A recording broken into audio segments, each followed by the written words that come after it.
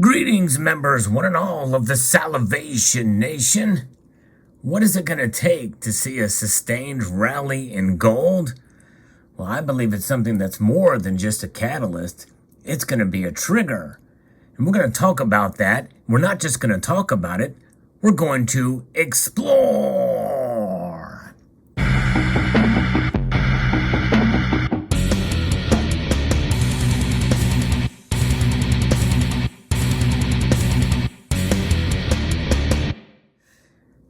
A catalyst in the world of economics is anything that can lead to a drastic change in a stock's current price trend, or maybe even a commodity or anything that you put money in that's measured in the markets. And they can come into something in the form of a new, unexpected information that causes the market to reevaluate the prospects. The thing is what we're going to be exploring here is really nothing new. In fact, many of us that do hold this beautiful precious metal, such as that you see before you here, this is something that we have known for quite a long time. What do we have faith in, and what do we not have faith in? That's right, exactly, and that's really the bottom line. I'm going to be referencing an article here from MarketWatch that talks about this. It's quite interesting, and some of the things in this article are really eye-opening, actually, and kind of shocking in other ways. We'll get to that in a moment.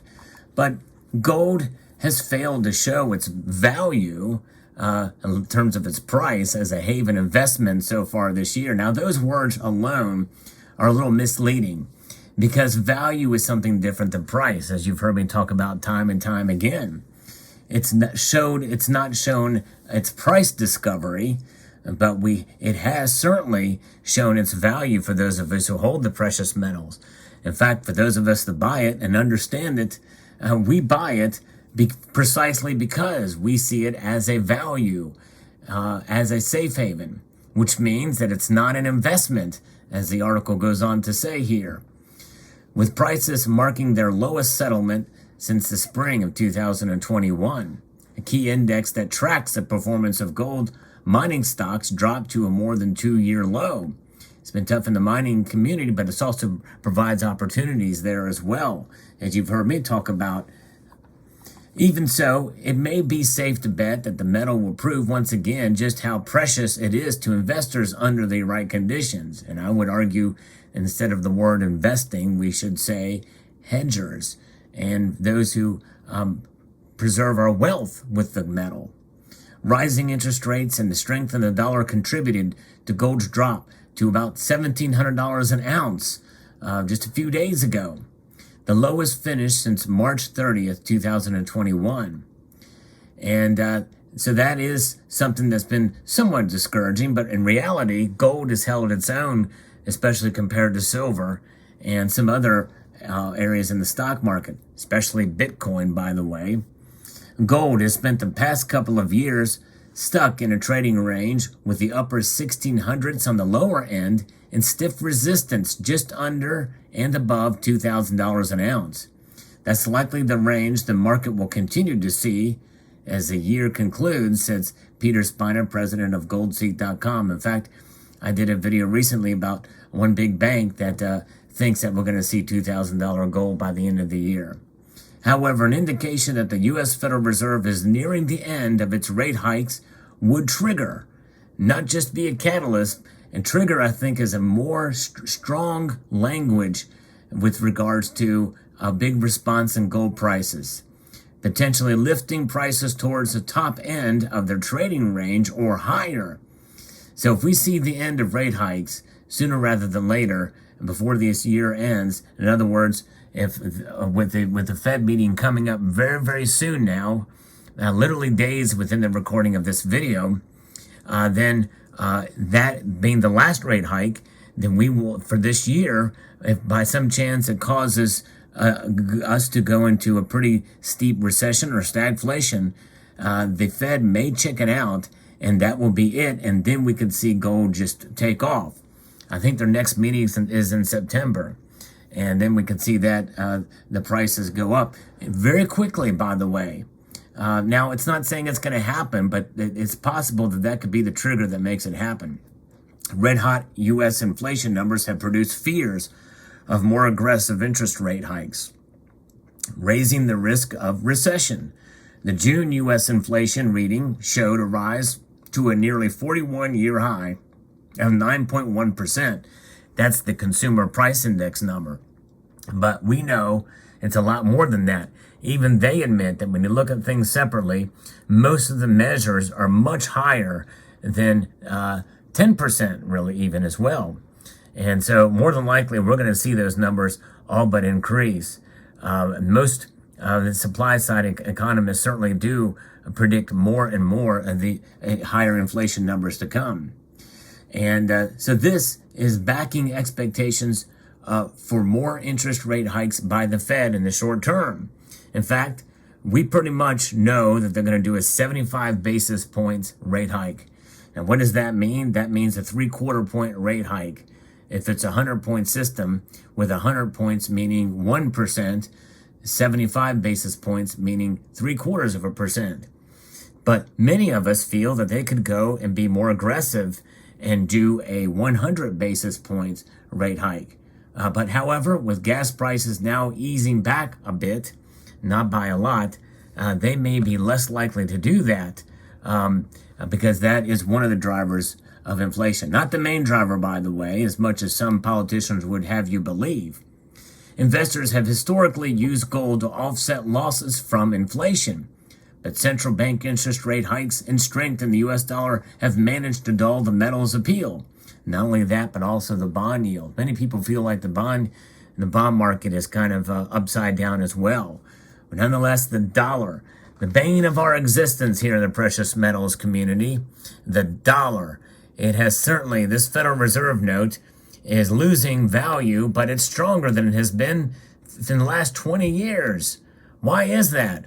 Well, it's because it's measured against other currencies.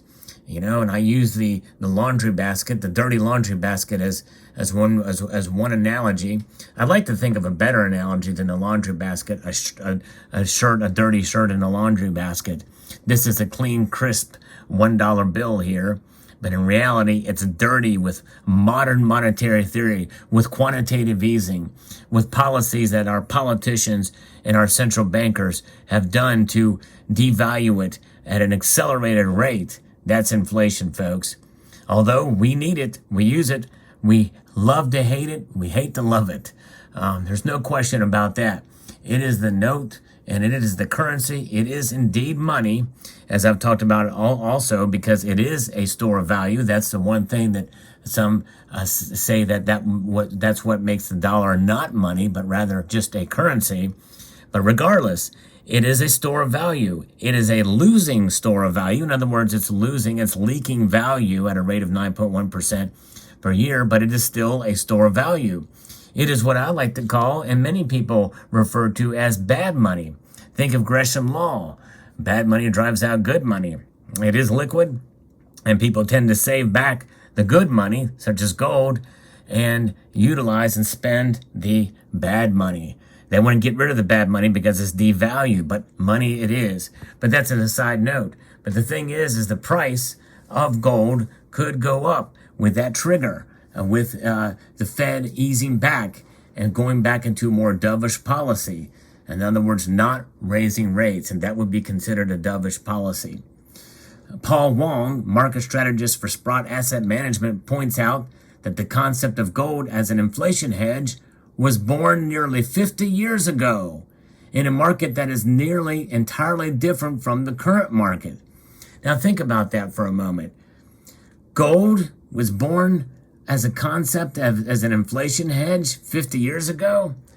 I would beg to differ. I think gold has been seen as an inflation hedge for a lot longer than 50 years. In fact, I would say for millennia. What has happened to fiat currencies? In other words, any kind of currencies, no matter what, they have all gone by the wayside.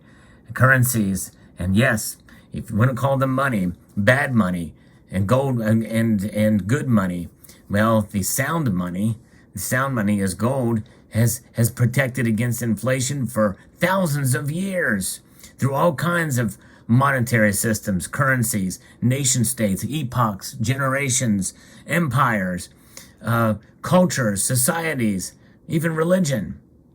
Gold has survived it all. It's amazing, pretty amazing. So I beg to differ from that statement, that surprising statement from Mr. Wong. Maybe I'm not getting the concept there, but anyways, in the 1970s, the Swiss franc and gold became the dominant recipients of safe haven flows, he says. Today, the Fed and other central bank policies have become the primary driver of market expectations as they control liquidity levers. The Fed announced a 75 basis point rate increase in June, which was the biggest in 1994 in an effort to combat inflation. Likely we'll see that other 75 basis points rate hike here at the end of July. Inflation and concurrent recession fears began to crystallize around the end of the first quarter and have increased since. So gold has suffered under either scenario in the short term, says Wong. Even so, selling flows far outweigh any message inflation or recession has on gold. Wong warns of further declines in the short term with the possibility for a move higher thereafter. Gold prices may temporarily fall to levels that may surprise, but there is an adage that bear markets seldom end with a yawn and a shrug. In other words, writing off gold may be early, and I do agree with that sentiment. This is just temporary. There's one thing that's transitory, and that's low gold prices. That's for sure. That's what's transitory, not inflation. For now, there's no sign of a major turnaround. Gold prices traded nearly 6% lower this month, contributing to a year-to-date loss of about 7%. This too shall pass, for sure. Still, if the debt markets can no longer handle rising interest rates, the Fed would be forced to slow down and stop rate hikes, prompting a cool-off on the dollar. And Western gold investors will start to add to positions, according to Goldseek Spina. Yes, indeed. And that's where you're going to see people start to run to the safety of gold. And that's what it's about. Psychology drives the markets for sure. And gold, for those of us who stack the physical, and even for some in the EFT space, ETF space, but I would argue that even some of those probably have some of the physical. We know, and we continue to add to gold. In fact, we're buying it smart. We're buying it when the prices are low. That's the way to do it. Yes, indeed. You buy when it's low, and I wouldn't even sell when it goes high, at least not yet. I'm buying and holding on. That's for sure. If gold prices bottom out, that may be an opportunity in not only buying the physical, but also to invest maybe even gold mining stocks as well. And so that's something that you can diversify from within a single precious metal like gold. And I've talked about in other videos, profiling some mining companies and the like. But nonetheless, the safest bet is physical gold for sure. And that's what I'm doing, and that's what I've got here. And some of this gold I've bought a lot cheaper than others. And but nonetheless, it's beautiful to look at, and we know that it is the ultimate safe haven. So I hope you found this video insightful, and if you did, I hope you will consider pressing that thumbs up button. Yes, indeed, it's there, just waiting for your activity to press it. And I hope you will consider sharing this video with any and everybody you see on the street, to a stranger, to maybe even your pets. Maybe it might be good to share it with your pets on other social media platforms, of course. And I want to encourage you to please rate. That means thumb up. Share the video. Comment. Let me know your thoughts in the comment section below. And subscribe if you haven't done so already. Or maybe even resubscribe. I've been hearing about people getting kicked off the subscribe on the channel. It's a YouTube glitch. It happens from time to time. So resubscribe if you haven't. You can always bookmark the page to see if you get subscribed or unsubscribed. I do post daily videos. So a multitude of gratitude to you all. Thanks.